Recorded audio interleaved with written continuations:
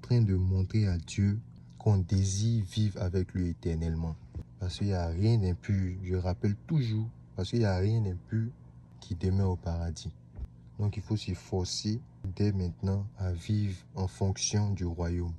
C'est ça l'essentiel, c'est ce pourquoi on est sur la terre. C'est pas parce que Dieu veut nous priver des plaisirs matériels, non. C'est lui-même qui nous les a donnés et Satan les utilise pour nous détourner de Dieu. Parce que lui, sa simple victoire, sa seule et unique victoire, c'est de nous amener en enfer. Il a toujours su qu'il a déjà perdu. Parce qu'il s'est lui-même détourné de Dieu. Il a envoyé le péché. Dieu ne lui a rien enlevé de tout ce qu'il lui avait généreusement donné. Parce que Lucifer, Dieu lui a tout donné. Dieu qui sait l'avenir. Bon, ça, moi-même, j'arrive pas à comprendre. Je saurais l'expliquer en propre thème. Dieu l'a pas détruit sur le coup. Dieu l'a déchu parce qu'il était indigne de rester au paradis. Parce qu'il n'y a rien de ce qui est impur demeure au paradis.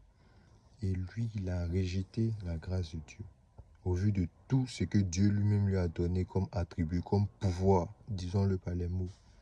Au vu de tout ce que Dieu lui a donné. Il a regardé ça. Ça a créé en lui l'orgueil.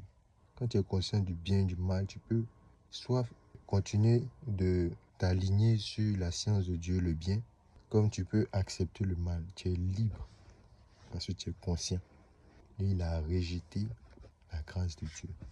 Il dit qu'il ne peut pas suivre un Dieu qui s'abaisse au rang d'un être humain parce que l'homme en soi, en tout cas selon l'entendement humain, est inférieur normalement à l'être angélique, parce que l'être angélique a les pouvoirs, mais Dieu nous a placés au-dessus d'eux.